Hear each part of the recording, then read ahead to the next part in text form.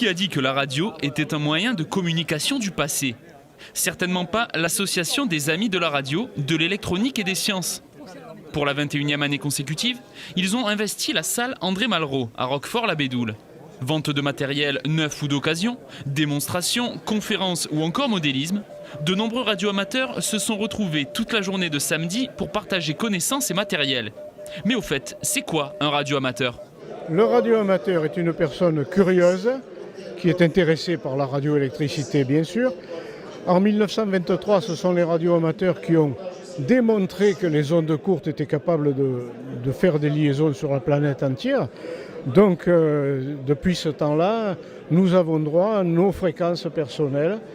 Bon, c'est un petit cadeau comme ça. Et bon, ces fréquences, elles évoluent avec le temps, avec le matériel, avec la mentalité aussi qui change aussi. Parce que je vous dis, aujourd'hui, il y a Internet, il y a le téléphone portable, il y a moins de radioamateurs. Les radioamateurs sont de moins en moins nombreux. La raison, il faut obtenir une licence spécifique pour pouvoir émettre sur les ondes.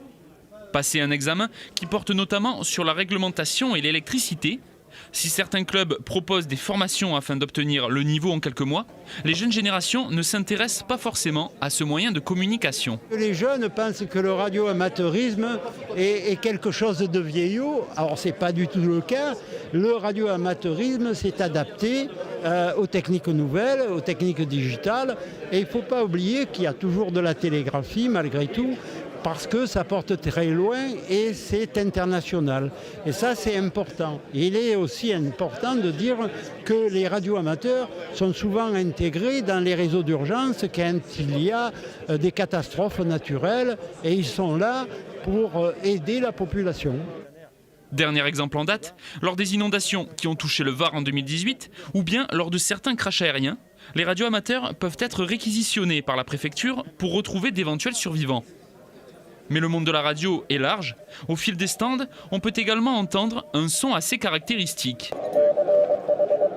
Il s'agit bien entendu du code Morse. Aux commandes, c'est Romain et Christian qui se chargent de contacter des radioamateurs de France, mais aussi d'ailleurs. Avant, on a fait différents contacts. Le dernier, j'ai eu Béziers. Il y a un gars de Nice, la Bretagne. De Nice. La Bretagne, l'Espagne, un Espagnol, un Hongrois. Voilà, on peut faire des contacts dans le monde entier. Les radioamateurs sont curieux de tout.